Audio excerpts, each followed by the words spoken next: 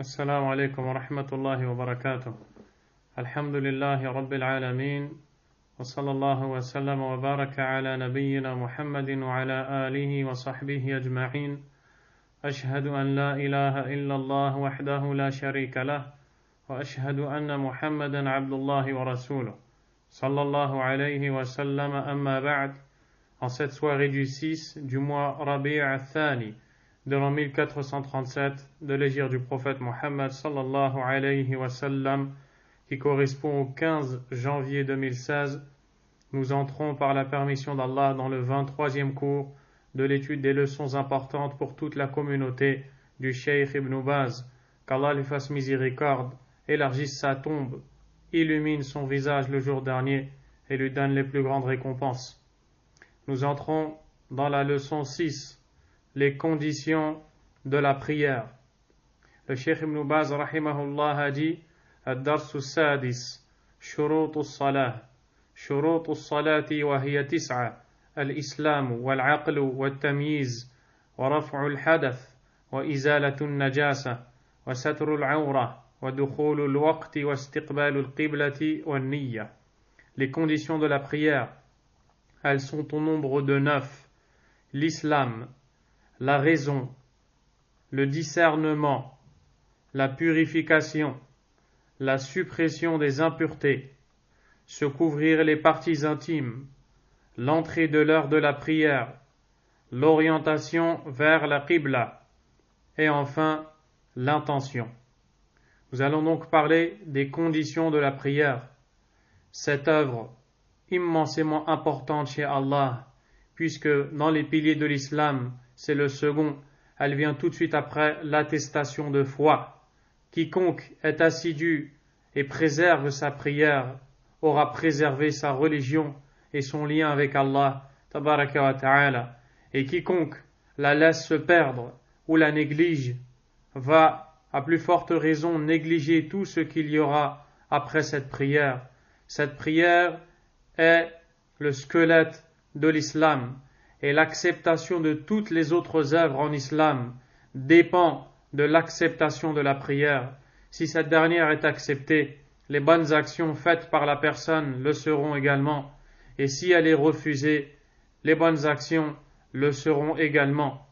C'est une des premières prescriptions dans la religion d'Allah, c'est la première prescription dans la religion d'Allah tabaraka wa ta'ala après le tawhid.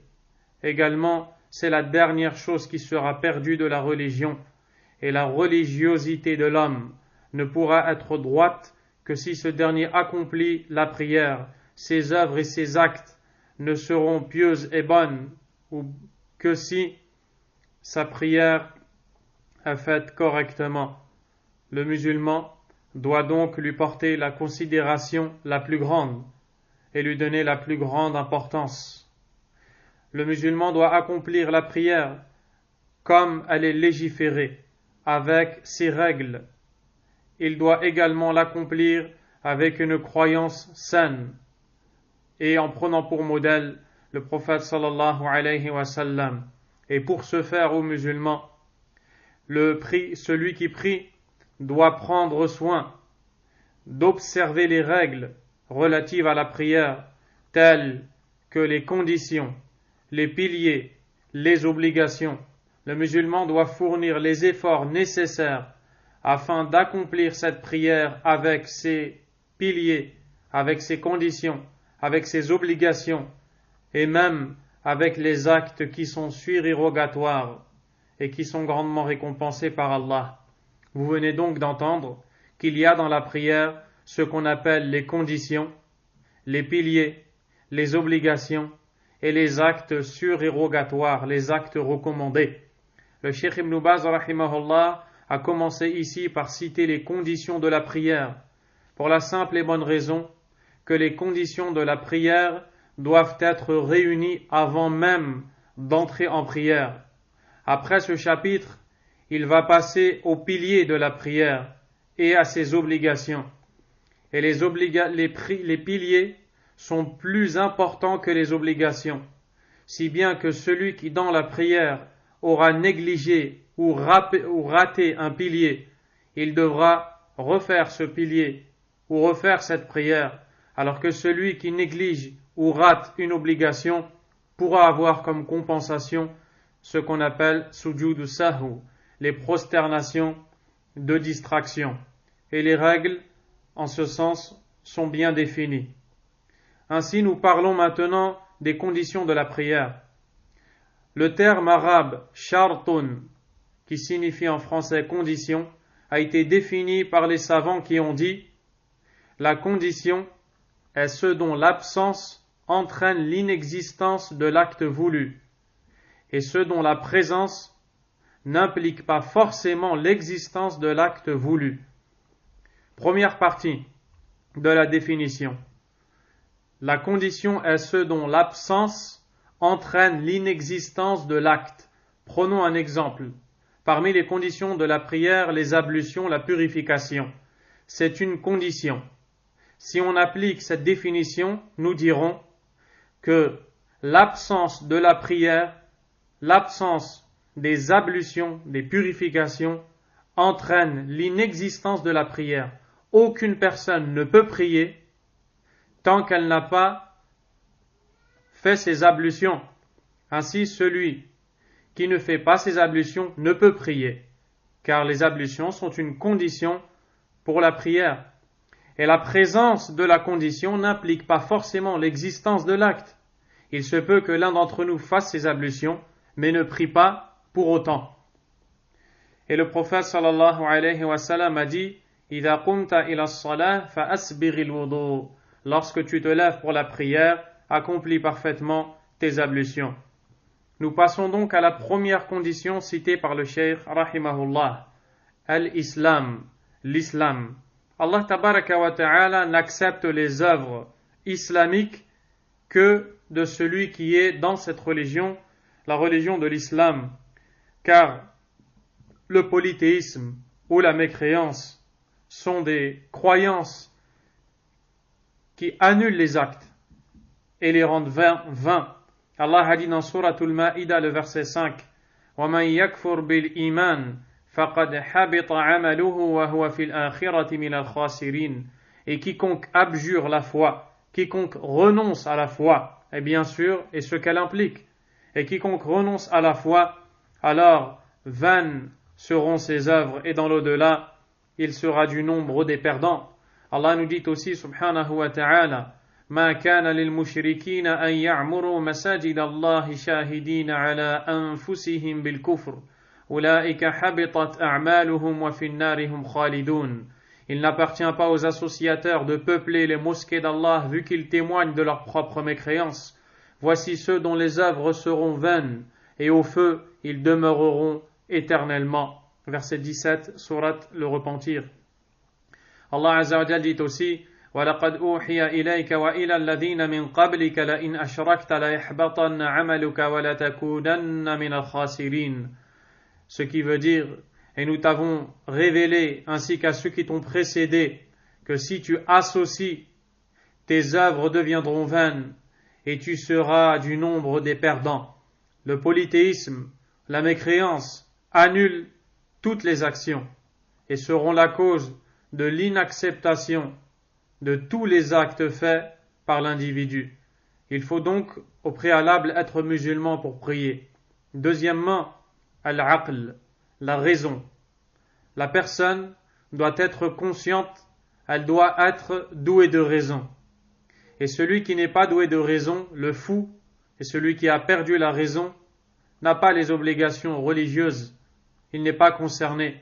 Car le prophète sallallahu alayhi wa sallam a dit, dans le récit rapporté par Ahmad et d'autres, Rufi'a al-qalamu an thalatha, la plume a été levée concernant 3 individus.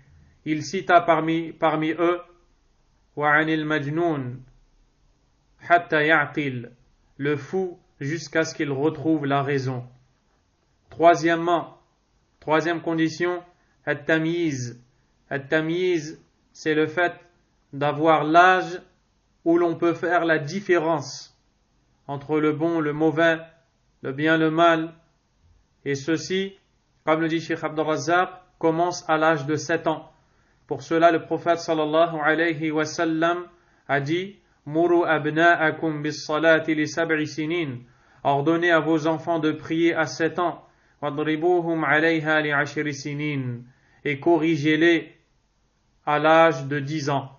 Ce qui est voulu ici, c'est le fait d'habituer l'enfant à la prière et à lui faire aimer la prière. Mais elle ne deviendra obligatoire pour ce dernier seulement lorsqu'il aura atteint la puberté. Nous sommes ici en train de parler des conditions de la prière. 4e condition de la prière, Raf'ul hadath, la purification. C'est le fait de sortir de l'état d'impur vers l'état où on devient pur. Et l'état où nous sommes impurs se divise en deux. Il y a l'impureté majeure, telle que la femme qui a ses menstrues, ou l'homme et la femme après les rapports, jusqu'à ce qu'ils se nettoient, comme on le fait pour la prière du vendredi, ce qu'on appelle al-ghusl, ou alors ghuslul janaba, le bain de l'impureté. Et c'est ce bain, avec une façon de faire bien déterminée, qui justement va enlever l'état d'impureté. Ensuite, il y a al-hadathul asghar, l'impureté mineure, celle qui est levée lorsque l'on accomplit les ablutions. Et le prophète sallallahu alayhi wa sallam nous dit La tuqbalu salatun bi ghayri tuhur. Aucune prière n'est acceptée sans purification, rapporté par Muslim selon Abdullah ibn Umar radiyallahu anhuma. Nous parlons ici de la purification, que ce soit de l'impureté majeure ou alors de l'impureté mineure. 5e condition de la prière, Izalatun najasa, la suppression des impuretés. Avant de prier, il faut absolument passer à la suppression des impuretés. 3 choses doivent être pures avant de prier. La première chose, c'est le lieu où l'on prie. La deuxième chose, ce sont les vêtements que l'on porte pour la prière. Et la troisième chose, c'est notre corps. Et notre corps qui est purifié par la 4e condition que vous venez d'entendre juste avant celle-ci. Allah tabaraka wa ta'ala a dit à son prophète sallallahu alayhi wa sallam dans surat Al-Muddathir, le verset 4, wa thiyabaka fatahhir, et purifie tes vêtements. Et purifie tes vêtements. Et à la base, ce que l'on utilise pour purifier, c'est l'eau.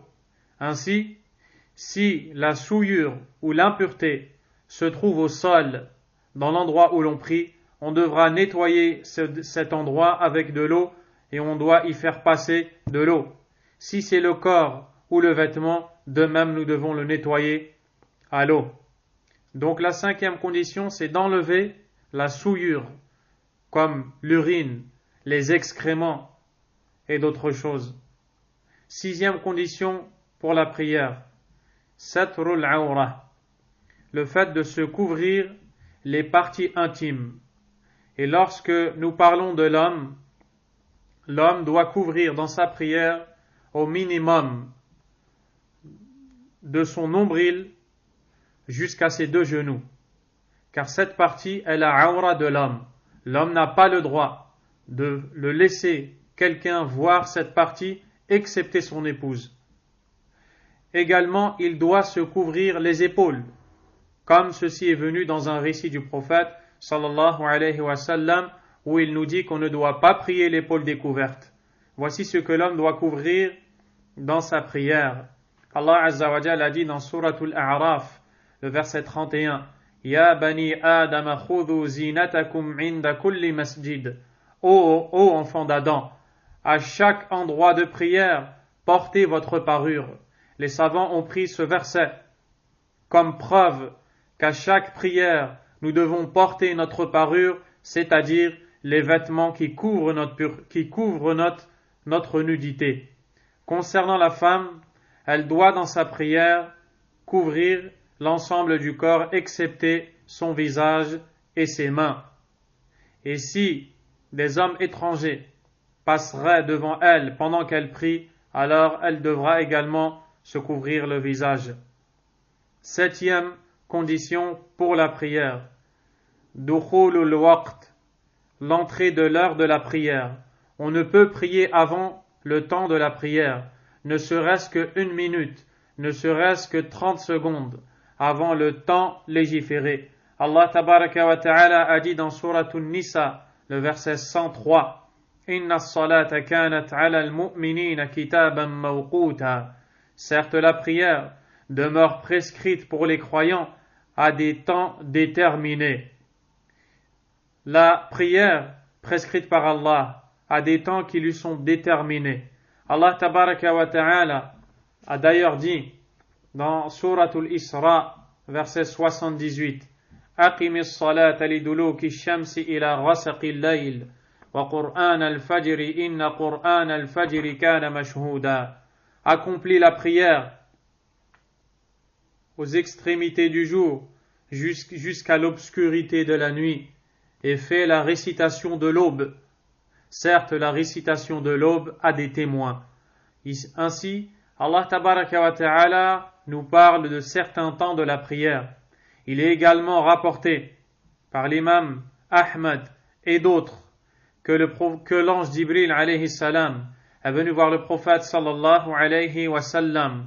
Il a prié en sa compagnie et effectué une prière qu'il a lui-même dirigée. Il a prié les 5 prières avec lui. Puis il est revenu le lendemain et a prié 5 prières avec lui qu'il a dirigées. Mais la différence, c'est que le premier jour, il a accompli ces 5 prières au début de l'heure de la prière. Et le deuxième jour, il a accompli ces 5 prières à la fin du temps de la prière. Puis il lui a dit, هذا وقت الأنبياء من قبلك الوقت فيما بين هذين الوقتين. Voici le temps de la prière faite par les prophètes avant toi. Il faut la faire entre ces 2 temps. Donc à chaque prière, Jibril alayhi salam a enseigné au prophète sallallahu alayhi wa sallam le début du temps et la fin de ce dernier. C'est entre le début et la fin que doivent être accomplies les prières.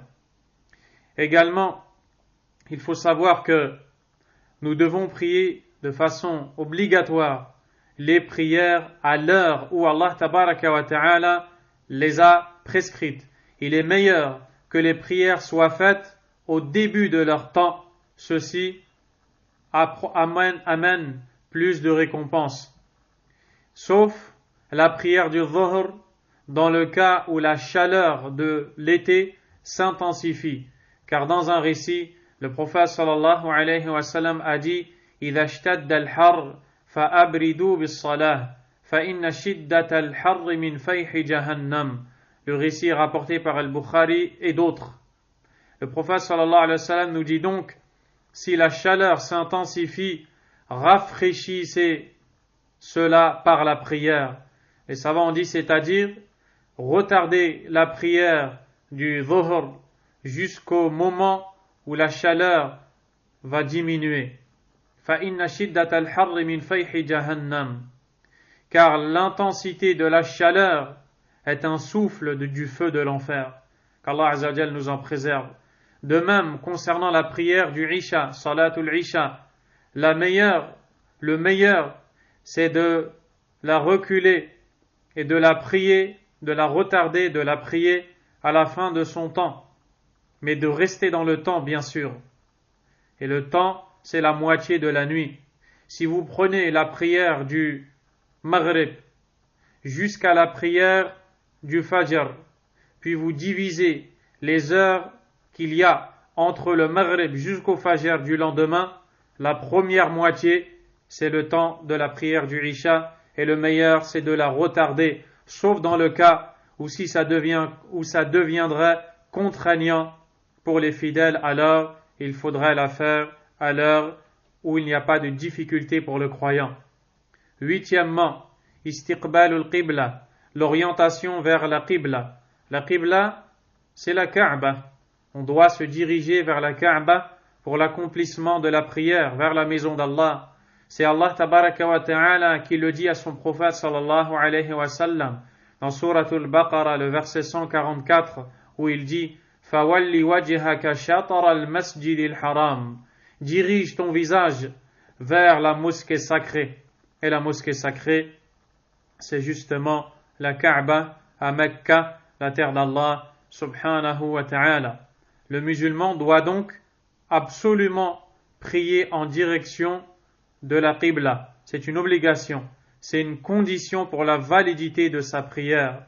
Pour cela, le prophète sallallahu alayhi wa sallam a dit à cet homme qui avait mal accompli sa prière: إِذَا قُمْتَ إِلَى الصَّلَاةِ فَأَسْبِغِ الْوُضُوءَ ثُمَّ اسْتَقْبِلِ الْقِبْلَةَ. Lorsque tu te tiens debout pour la prière, accomplis parfaitement tes ablutions, puis dirige-toi vers la Qibla. 9e condition, an-niyya, l'intention. L'intention est bien sûr dans le cœur. Et le prophète sallallahu alayhi wa sallam a dit: إِنَّمَا الْأَعْمَالُ بِالنِّيَّاتِ وَإِنَّمَا لِكُلِّ امْرِئٍ مَا نَوَى. Les actes sont considérés en fonction des intentions qui les accompagnent. Et à chaque individu ce qui correspondra à son intention. C'est-à-dire l'intention que l'on a dans le cœur pour l'acte que l'on va faire. Lorsque l'heure de la prière arrive, lorsque l'heure de la prière du Fajr arrive, le musulman doit avoir dans son cœur l'intention de prier al-Fajr et ne pas avoir l'intention de prier al-Asr. Et de même pour chaque prière, car c'est ça qui va jouer un rôle dans l'acceptation de son acte. Il doit donc avoir l'intention pour chaque prière de prier cette prière dans l'heure prescrite par Allah tabaraka wa ta'ala, comme nous l'avons vu. Également, il faut savoir qu'il ne fait pas partie de la sunna du prophète sallallahu alayhi wa sallam de prononcer l'intention à haute voix, comme certaines personnes qui par exemple disent Salatu dhuhr, Allahu Akbar, ou alors avant la prière du Asr, nous les entendons dire Salatul Asr, Allahu Akbar. Il y a même des gens qui ont tellement exagéré qu'ils ont été jusqu'à dire Salatu al-Asr, arba'a raka'at fi makani kada. Je vais accomplir la prière du Asr en 4 raka'at, 4 unités de prière à tel et tel endroit. Tout ceci n'a aucun fondement dans la religion d'Allah tabaraka wa ta'ala, car ni le prophète sallallahu alayhi wa sallam ni ses nobles compagnons l'ont fait, car Allah sait mieux que quiconque ce que font ses serviteurs. Il n'a donc aucunement besoin que tu lui donnes l'information de ce que tu vas faire. Ce n'est donc pas de la sunna. Et le prophète sallallahu alayhi wa sallam a dit Man amila amalan laysa alayhi amruna fahuwa radd. Quiconque fait un acte qui ne relève pas de notre ordre, il se verra rejeté. Rejeté, c'est-à-dire qu'Allah tabaraka wa ta'ala ne l'acceptera pas. Ainsi, la prière a 9 conditions, qui sont des choses qui doivent être absolument et obligatoirement réunies et présentes pour la validité de la prière. L'islam, la raison, savoir faire la différence entre le bien et le mal, la purification, la suppression des impuretés, se couvrir les parties intimes, l'entrée de l'heure de la prière, l'orientation vers la Qibla et l'intention. Et le musulman doit s'instruire dans sa religion et ne pas faire des actes sans avoir de connaissances, car il se peut qu'un individu passe du temps à prier, voire des années, sans que ses prières ne soient acceptées du fait qu'il manquait une condition pour la validité de sa prière, ou alors qu'il commettait quelque chose qui n'était pas légiféré par Allah subhanahu wa ta'ala ou son prophète Muhammad sallallahu alayhi wa sallam. Apprenons donc ces conditions car elles sont très importantes pour la validité de la prière et nous passerons plus tard incha'Allah au pilier de la prière. Wallahu a'lam wa sallallahu wa sallam wa baraka ala nabiyyina Muhammad wa ala alihi wa sahbihi ajma'in.